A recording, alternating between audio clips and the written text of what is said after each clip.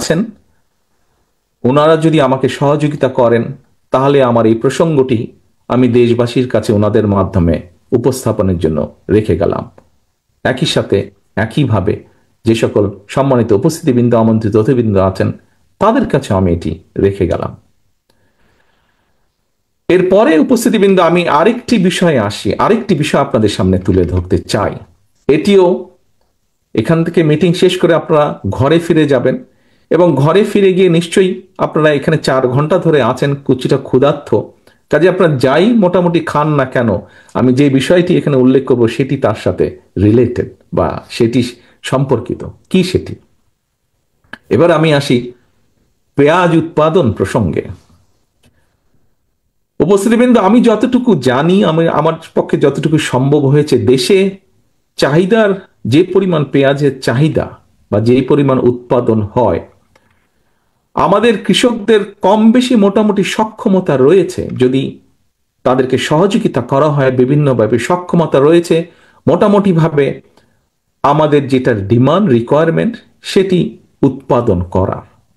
তবে দেশে পেঁয়াজ সংরক্ষণ, সুষ্ঠুভাবে সংরক্ষণ করার কোনো ব্যবস্থা সেভাবে না থাকে, অর্থাৎ কোল্ড স্টোরেজ না থাকায় আমাদেরকে প্রতি বছর পেঁয়াজের জন্য নির্ভর করতে হয়, আমদানি করতে হয়, পেঁয়াজ আমদানির উপর নির্ভর করতে হয় আমাদের। এক্সকিউজ মি, আমার কাছে মনে হয়েছে জনগণের হাজার হাজার কোটি টাকা ব্যয় করে কথিত গণভোট উৎপাদনের চেয়ে সেই টাকায় পেঁয়াজ সংরক্ষণ বা কোল্ড স্টোরেজ যদি স্থাপন করা হয়, এটা বোধহয় কৃষকদের কাছে গণভোটের চেয়ে অনেক বেশি গ্রহণযোগ্য হবে। তবে সবচেয়ে কষ্ট বা আনফরচুনেট ব্যাপার হচ্ছে, পেঁয়াজ কৃষক বলুন বা অন্য যেই কৃষকের কথাই বলুন না কেন, তাদের কথাগুলো যেরকম তাদের বলার জায়গা নেই, এই মুহূর্তে তাদের হয়ে কথাগুলো তুলে ধরারও বোধহয় কোনো জায়গা নেই। ভেরি আনফরচুনেট যেটি। উপস্থিতিবৃন্দ, সম্মানিত নেতৃবৃন্দ, বরেণ্য ব্যক্তিবর্গ,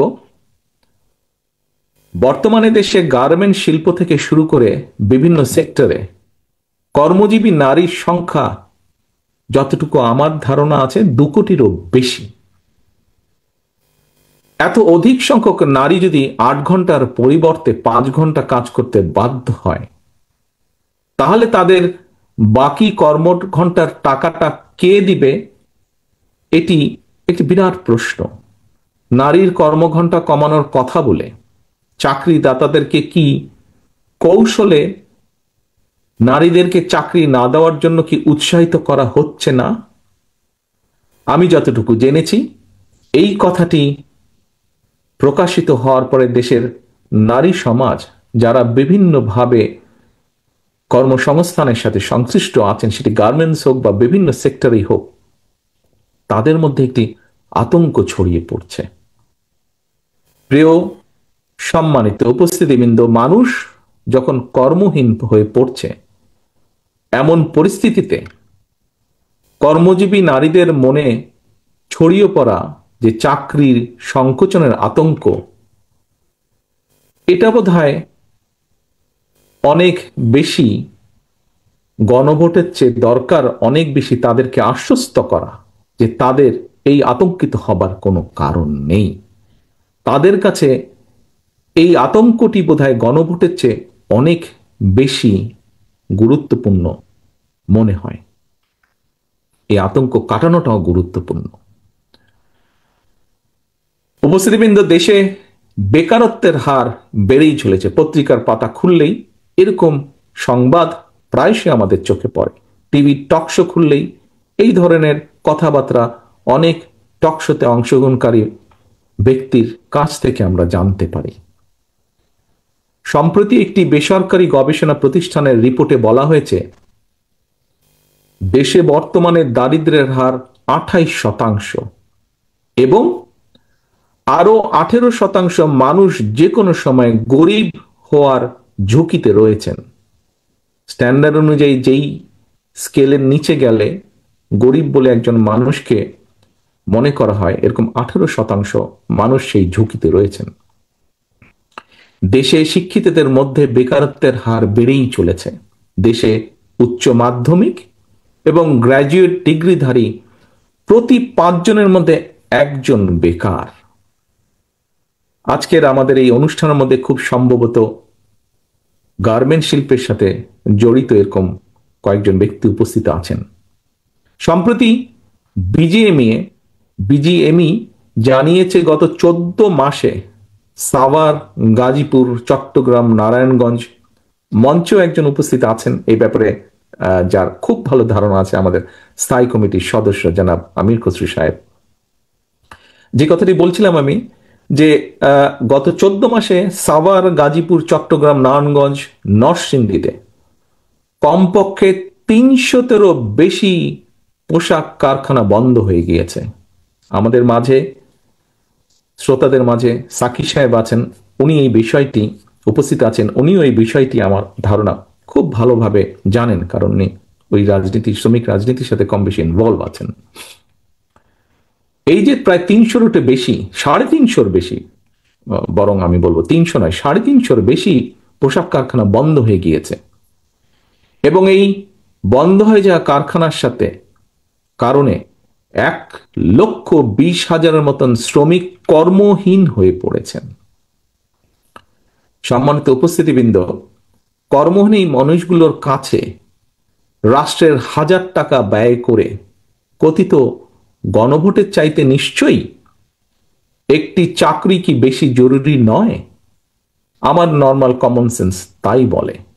যে কোনো একজন স্বাভাবিক মানুষের কমন সেন্স তাই বলবে যে হাজার হাজার কোটি টাকা খরচ করে কথিত গণভোটের চেয়ে চাকরিহারা একজন ব্যক্তি মানুষের কাছে সবচেয়ে বেশি প্রায়োরিটি হচ্ছে একটি চাকরি বা একটি কর্মসংস্থান।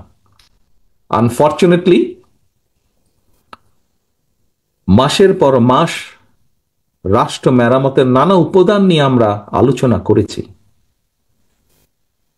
কিন্তু রাষ্ট্রের লক্ষ লক্ষ বেকারদের কর্মসংস্থান নিয়ে আলোচনার জন্য একটি দফা বা একটি দিনও আমরা নির্ধারণ করিনি বা করতে পারিনি। সম্মানিত নেতৃবৃন্দ, বিশিষ্ট উপস্থিত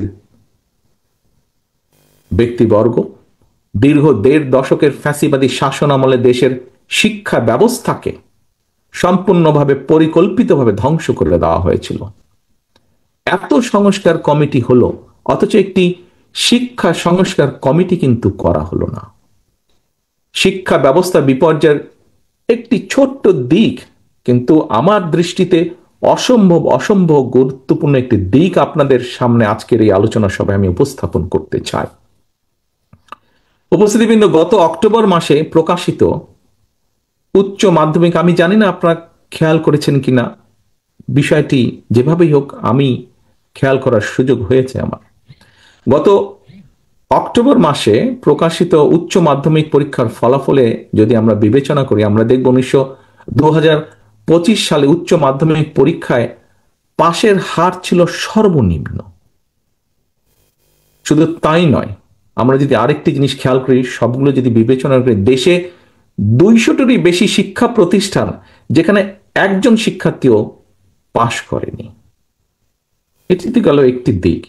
এর ভিতরে আরেকটি অত্যন্ত ডেঞ্জারাস বিষয়, খুব অ্যালার্মিং একটি বিষয় আপনাদের সামনে আমি এখন উপস্থাপন করতে চাই। সিরিয়াস বা দুশ্চিন্তার বিষয় হলো, সবচেয়ে বেশি শিক্ষার্থী অকৃতকার্য হয়েছেন ইংরেজি বিষয়ে, ইংরেজি সাবজেক্টে। 9টি সাধারণ শিক্ষা বোর্ডের অধীনে 1/3 বেশি শিক্ষার্থী ইংরেজি সাবজেক্টে পাশ করেননি বা করতে পারেননি। উপস্থিতিবৃন্দ, ইংরেজির পরে সবচেয়ে বেশি সংখ্যক শিক্ষার্থী যেটিতে অকৃতকার্য হয়েছেন সেটি হচ্ছে তথ্য প্রযুক্তি, অর্থাৎ আইসিটি। এই বিষয়ে অকৃতকার্য হয়েছেন। ইংরেজি এবং আইসিটির মতন এমন গুরুত্বপূর্ণ দুটি বিষয় এইভাবে অকৃতকার্য হতে থাকলে বর্তমানে এই এআই যুগের এই প্রতিযোগিতামূলক বিশ্বে একটা জাতি হিসাবে আমরা কিভাবে সম্মান এবং মর্যাদার সঙ্গে টিকে থাকবো বা থাকা সম্ভব, আমার মনে হয় এই বিষয়টি এখানে আমরা যারা ঘরে উপস্থিত আছি, বিশেষ করে যারা আমরা জনগণকে সামনে রেখে জনগণের জন্য রাজনীতি করি, আমাদের প্রত্যেকটি মানুষকে অত্যন্ত সিরিয়াসলি বোধহয় চিন্তা করা প্রয়োজন। বর্তমান গ্লোবাল ভিলেজে শিক্ষা দীক্ষায় টিকে থাকতে হলে আমাদেরকে তথাকথিত গণভোট নিয়ে গবেষণার পরিবর্তে আমার কাছে মনে হয় শিক্ষা সংস্কার নিয়ে গবেষণা করা বোধহয় অনেক অনেক বেশি জরুরি প্রয়োজন। সম্মানিত উপস্থিতিবৃন্দ, পলাতক লুটেরা বাহিনীর বেপরোয়া লুটপাটের পর দেশের ব্যাংকিং সেক্টর এখনো খুব সম্ভবত যতটুকু পত্রপত্রিকার খবরে দেখছি অবশ্যই ঘুরে দাঁড়াতে পারেনি। দেশের মনে হয় কমপক্ষে 24টি ব্যাংক এখনো মূলধন ঘাটতিতে পড়ে রয়েছে বা পড়েছে।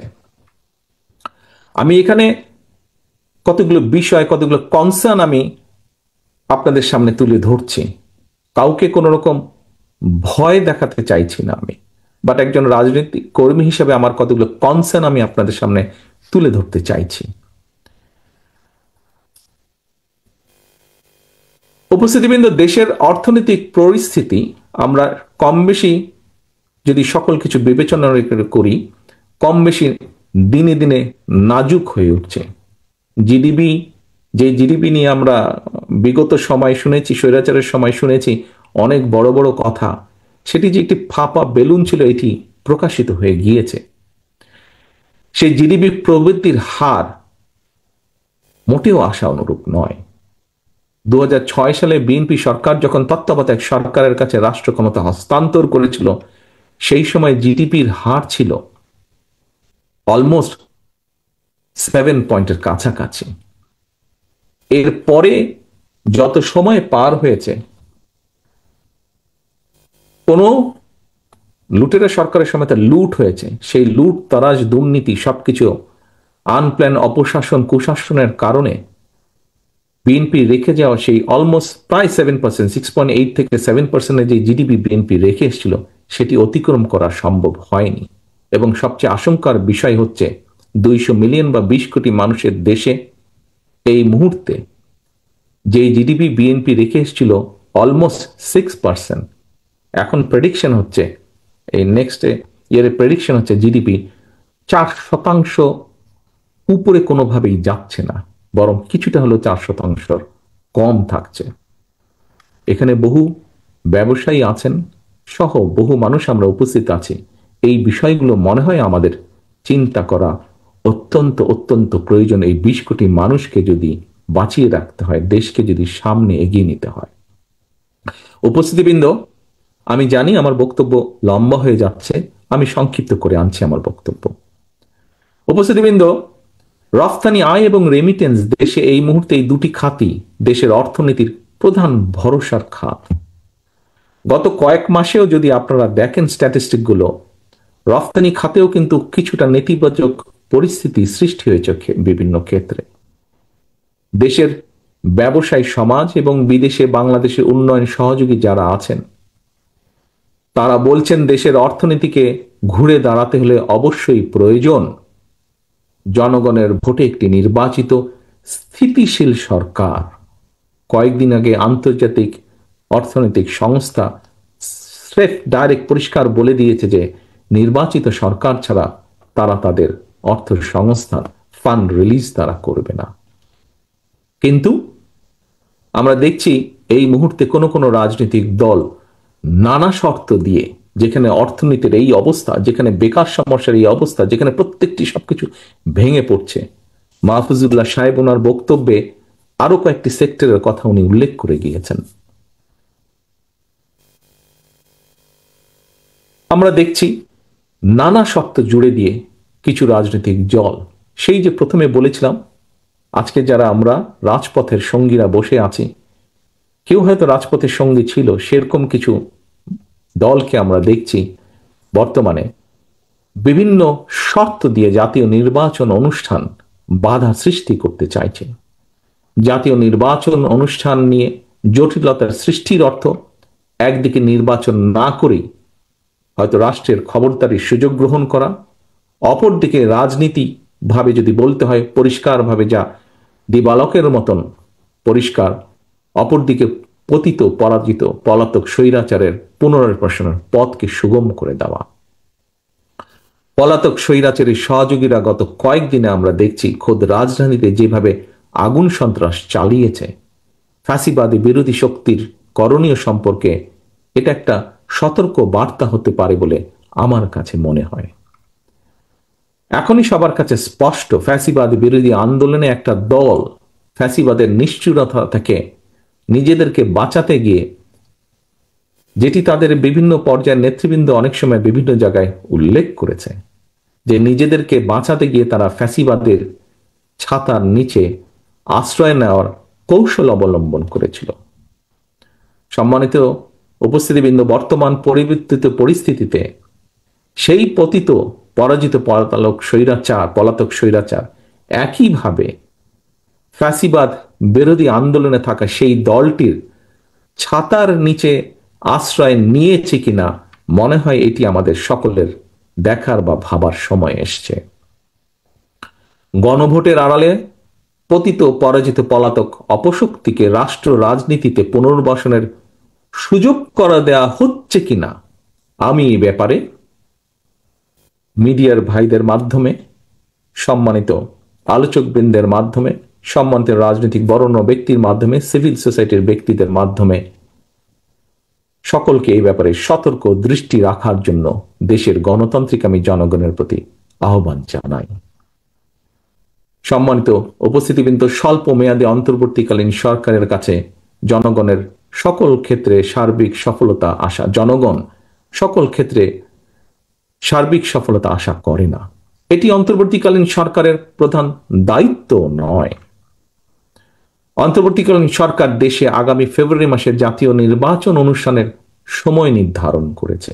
এখন সরকারকেই সিদ্ধান্ত নিতে হবে তারা কি একটি রাজনৈতিক দলের আকাঙ্ক্ষা বাস্তবায়ন করবে, নাকি দেশের গণতান্ত্রিকামী জনগণের কাছে জবাবদিহিমূলক একটি সরকার প্রতিষ্ঠার লক্ষ্যে ফেব্রুয়ারির জাতীয় নির্বাচনকে অগ্রাধিকার বা প্রায়োরিটি তারা দেবে। রাজপথের আন্দোলনের সকল সঙ্গীদের দৃষ্টি আকর্ষণ করে বলতে চাই, এই কথাটি আমি আগেও বলেছিলাম, আজও আবার আপনাদের সামনে আমি তুলে ধরতে চাই। উত্তর কোরিয়ার সংবিধানে লেখা রয়েছে democratic people's republic of Korea. প্রিয় উপস্থিতিবৃন্দ, সম্মানিত নেতৃবৃন্দ, সংবিধানে লেখা থাকলেই সবকিছু কি নিশ্চিত হয়ে যায়? হয়তো হয়ে যায় না। বাংলাদেশের ইতিহাস কিন্তু তাই বলে কম বেশি। আসলে সবার আগে প্রয়োজন রাষ্ট্র রাজনীতি সম্পর্কে, প্রয়োজন মানসিকতার পরিবর্তন, প্রয়োজন রাজনৈতিক সমঝোতার, প্রয়োজন গণতান্ত্রিক মানসিকতার, সর্বোপরি প্রয়োজন দেশপ্রেম এবং জাতীয় ঐক্য।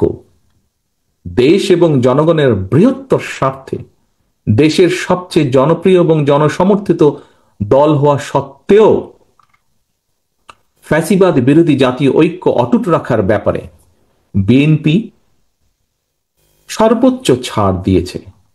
সম্মানিত উপস্থিতিবৃন্দ, এটি কথার কথা নয়, এটি প্রমাণিত। 2 এবং 2 যেমন 4 হয় যোগফল, এটিও প্রমাণিত। আমরা যদি কাগজপত্রগুলো দেখি তাহলে দেখব বিএনপি সর্বোচ্চ ছাড় দিয়েছে।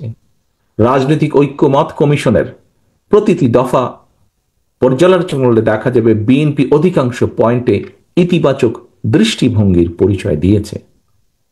আমাদের বক্তব্য একদম